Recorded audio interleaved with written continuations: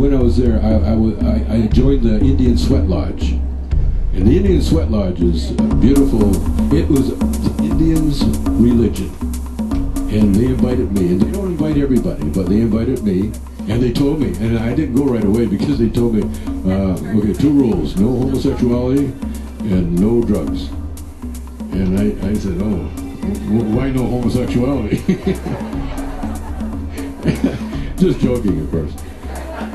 But that's what people think, you know. They think, oh, Sweat Lodge, naked men, you know. But what it was incredible. The Sweat Lodge, it's a little hut, an ipi, it's about this big, and it's made out of willows, and then they cover like skins or canvas or plastic, whatever they got over it. Got a hole in the center where they put rocks that have been heating in the fire pit for hours. They're red hot, and you fall in your hands and knees because the Sweat Lodge symbolizes the womb. You're symbolically crawling on your hands and knees, being humble, crawling back into the womb. And when you get around there, they close the flap and they start playing the drum, and they start chanting. Lakota Indian chant songs, and the song goes and the drum goes, and I translated it, and it's sort of like, it's too hot in here, my balls are melting I'm going to fucking die. It was so hot, man. It was pitch black, and I fell over, and my body was just looking for air, anything, you know. And the heat, and they kept throwing water on the rocks. And it was,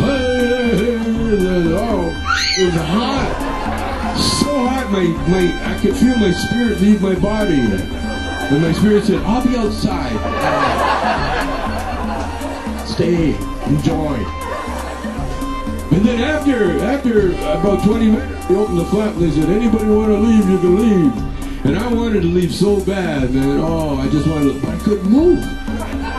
And so a lot of guys, they left, they got out of there, and I'm trying to go with them, and I couldn't move. And so he said, "Oh, he's a warrior. Okay, close the flap."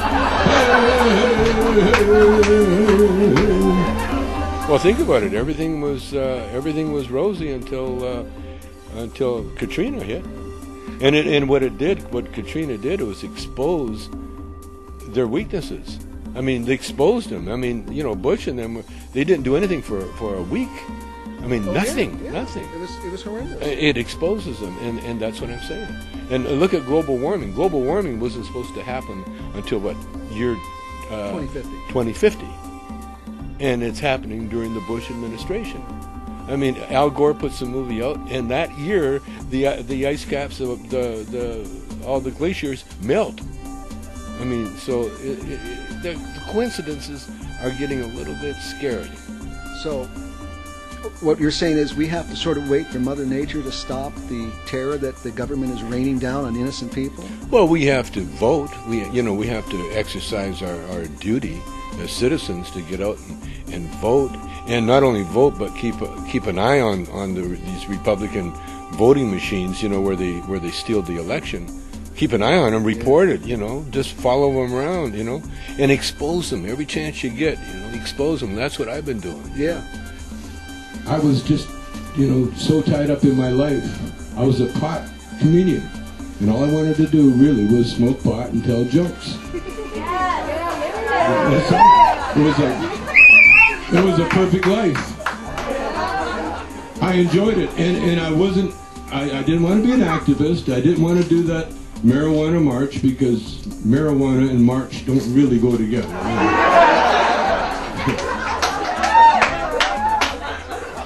That's when we need more people, high-profile people like you, exposing them. But, you know, they don't. I mean, you can take people like Whitney Houston, Robert Downey Jr., who run afoul of the law.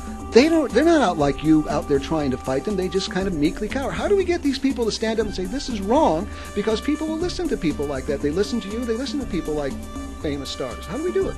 Well, there again, you know, you let it be done. You know, we can't, as humans, we can't really do too much, you know. I mean, we can only do what we're supposed to do ourselves, you know.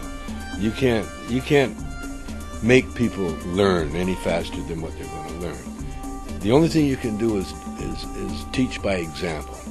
You know, so. As comedians, what we do, we find truth. And when we find truth, we find the funny part of that truth. Okay. Thanks again.